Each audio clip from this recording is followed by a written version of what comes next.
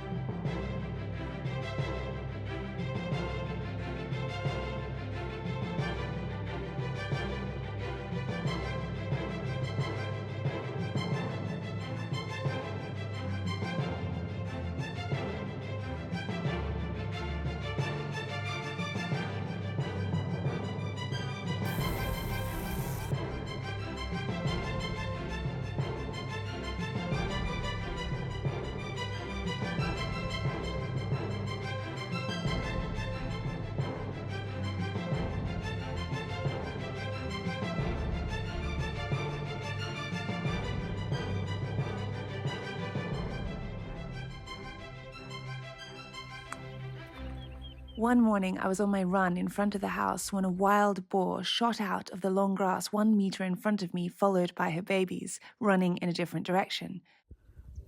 Oh my gosh. Oh my gosh. No. What do I do? Oh my gosh. What do I do? What do I do? Oh no. Oh no.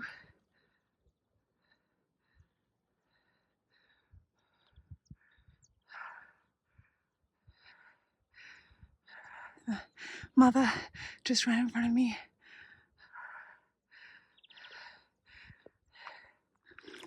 That's Guido coming to get me. It seems silly because the house is just there, but it was so big. The wild boar was angry, yes. Because if it starts to do like that, it means that she's worried. Eravamo molto agitati perché la possibilità che non permettessero ai miei e a mia sorella di entrare in Italia è stato un rischio molto concreto. Poi le regole Covid cambiano ogni settimana qua, quindi abbiamo dovuto aspettare fino all'ultimo momento per fissare tutto. Fotografo, operatori video, un gruppo di musica jazz, una cantante, un parrucchiere, i fiori, il catering, il prete, alberghi per gli ospiti, voli per le mie damigelle che vengono dall'estero, ingredienti per la torta che alla fine ho deciso di preparare da sola. Volevo usare il vecchio granaio accanto alla chiesa che ha una luce incantevole come uno spazio per me e le mie damigelle per prepararci. Okay, so this is il granaio, the granary, which moves some furniture in here so that we can set it up as a bit of a bridesmaid's room. There is the church, and here are these old antique weighing machines and some more, another one over here for the grain. And the views are incredible. So I'm going to try and make this space feel feminine and beautiful. I just carried these mirrors up here and a mattress for our for our wedding night. We'll make it the bedroom, and there's lots of space. But I have to clean the floor because it's got mess with bees and things. There they are at the barn, moving more shutters out. And then over here, they've started work on the polaio, on the chicken coop. All of the rocks, all of the stones to the side, you can see.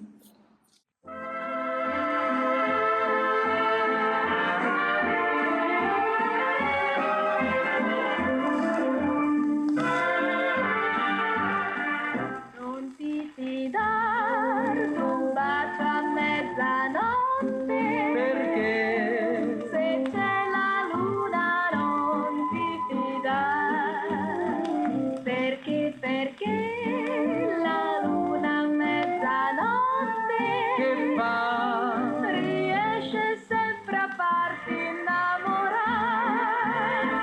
Non ti fidar di stelle galeotte, perché invitano a volersi amare.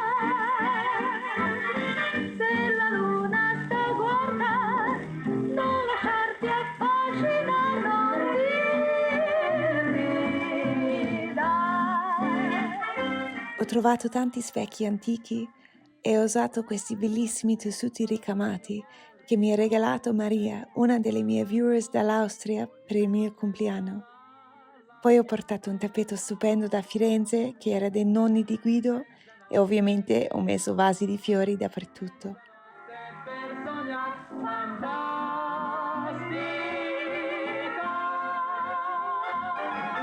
Then there was the table to go under the pergola.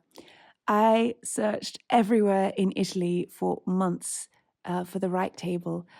One day, driving back from an embassy appointment in Rome, we discovered a little place in Tarquinia where two brothers, Stefano and Roberto Todini, were making beautiful sculptures.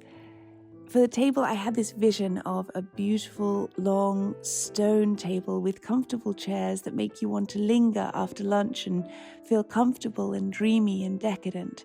There is plastic outdoor furniture that is rain-resistant and wrought iron furniture that's light and easy to move, but I had this dream of stone, this image in my head of a table that looked like it had been here for 100 years.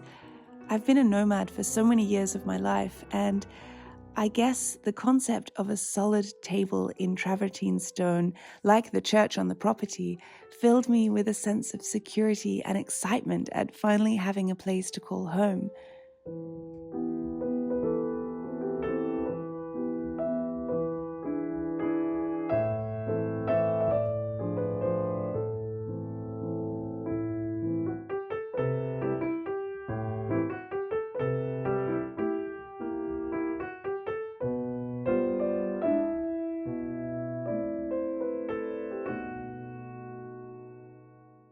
Meanwhile, the welder was slowly building the pergola. He delayed the start date many times, then put up the wrong detailing at the top, but eventually it was completed. The arrival of the table was quite an ordeal, as it was too heavy to be lifted by even a large group. The sheep farmer next door came to help with his tractor, as did the builders who were working on the chicken coop.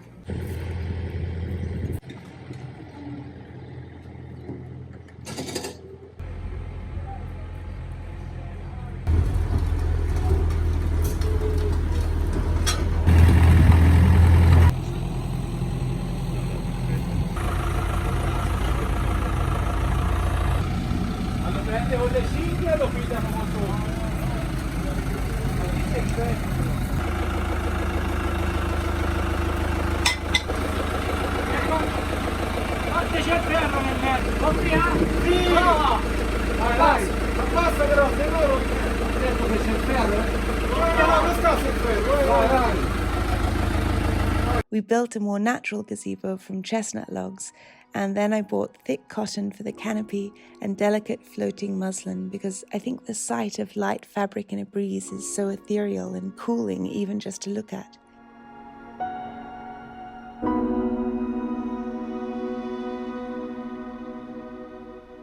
Guido's mother Diana found and repaired a beautiful vintage light that we attached under the pergola, and I bought lanterns for a special candlelit dinner with Guido's family and all my bridesmaids the night before the wedding to christen the new table. I wanted to plant jasmine on each post of the pergola so that in the evenings, when you sit at the table for aperitivo, watching the sky turn lilac and the hills of grain and vineyards turn golden, you would inhale the scent of jasmine. So, in spite of everyone advising me against it, I wanted to make my wedding cake. For COVID, it was easier to make individual portions, but I couldn't find a cake stand big enough to fit a 3-tier cake on top and about 80 mini cakes underneath. So my father made one out of some leftover timber, painted it and lined it with ribbon. I chose to make my lemon ricotta cake with mascarpone frosting and strawberries. We wanted something light and summery to complement a seafood lunch in the garden. When I contacted the patisseries in this area, there were so many issues. Some told me they couldn't deliver a 3-tier cake with all the winding roads to get to the house. Others told me they would make a fake cake for cutting on camera and then a separate one just for serving to the guests. And honestly, the idea of a fake cake with nothing delicious inside was just too much for me to handle, and I decided then and there to make my own wedding cake.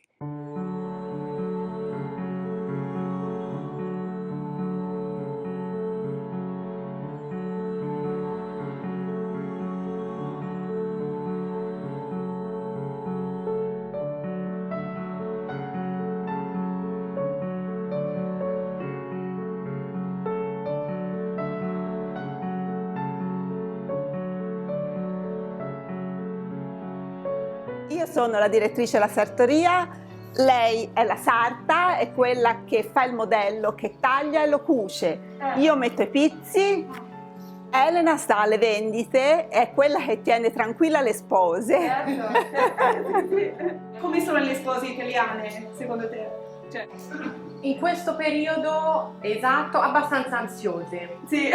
Un po' per l'incertezza del momento, però poi quando entrano qui dentro diciamo che si rivedono il suo abito, si rivivono un attimino, se lo mettono addosso si dimenticano un po' delle cose, perché poi siamo sempre tutte e tre, sì. Quindi Barbara che le coccola in un modo, Alessandro in un altro, poi arrivo anch'io che le coccolo a modo mio, quindi insomma è veramente un lavoro meraviglioso e ti ringraziamo perché te ti sei fidata di noi, ci hai dato una bellissima opportunità, soprattutto perché vedere, cioè fidarsi e fare un abito così, proprio dal tuo pensiero è uscito fuori.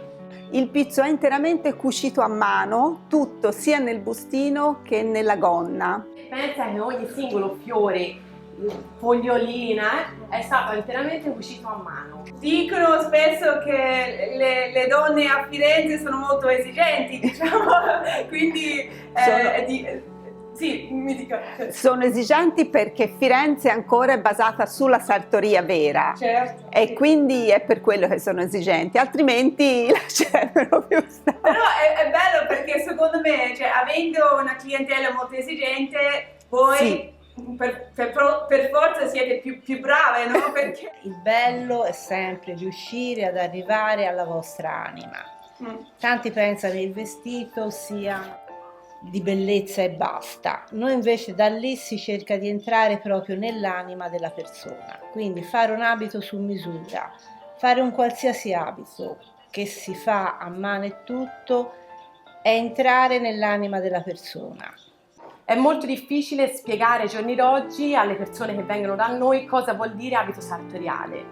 Quindi ci proviamo, ma non tutti neanche lo capiscano. Sì. Pensano sempre all'abito di confezione che è di una certa marca, farlo su misura, creare qualcosa di unico, proprio per la sposa è qualcosa di assolutamente esclusivo, nonché di un valore proprio a livello, è proprio pregiato a livello di costruzione, perché te l'hai visto costruire addosso a te in base alle tue forme, questo non è scontato, però non siamo proprio più abituati. Sì, sì. One of my first part-time jobs when I lived in Rome was as a translator for a very exclusive dressmaker right on the Spanish steps. Today they make gowns for private clients by appointment only, and they were actually dressmakers for Audrey Hepburn when she lived in Rome. In that historic workshop, I learnt the beauty of bespoke Italian gowns, as well as growing up seeing my Greek grandmother who always dressed impeccably in clothes made to measure. If you've ever come to Italy and marveled at how beautiful and stylish the women and men appear to be in Rome or Milan or Florence, it's not because they have the perfect bodies, it's because they choose the perfect cut for whatever shape they are. Il taglio, the cut, is everything. Unfortunately, none of my friends or relatives could come from Australia because it's still not legal for Australians to leave the country for COVID. One of these friends in particular is my friend Brian, who many of you know from the Rome and Sicily episodes. Hi everyone. Have I met Guido? No, I'm dying to. But we've all seen Guido and how he treats Carly and the beautiful things he says on her weekly videos. So I just want to say to Guido, ti adoro. Sono molto contento di quello che provi per Kylie. Dicendomi quello che mi hai detto, mi hai fatto capire che sei davvero. È quello che provi davvero. Siete davvero una coppia perfetta, and I cannot wait to meet you, non vedo l'ora. Kylie, I miss you. I just wish I could be there for your wedding. It just won't happen, sadly. It makes me really sad because you'll have your family there, I know, but it's something that I've dreamt of, and we've spent years lying on beaches in the sun manifesting the day we'll meet our partners, and it just is so sad that I can't be there. I'm not going to cry, but just know I'll be there in spirit, and I'll be there helping you get ready, and I'll be there fixing your hair and making sure your dress is perfect, and I love you. So thanks again everyone for your kind messages, and I hope Carly and I can do a video again soon.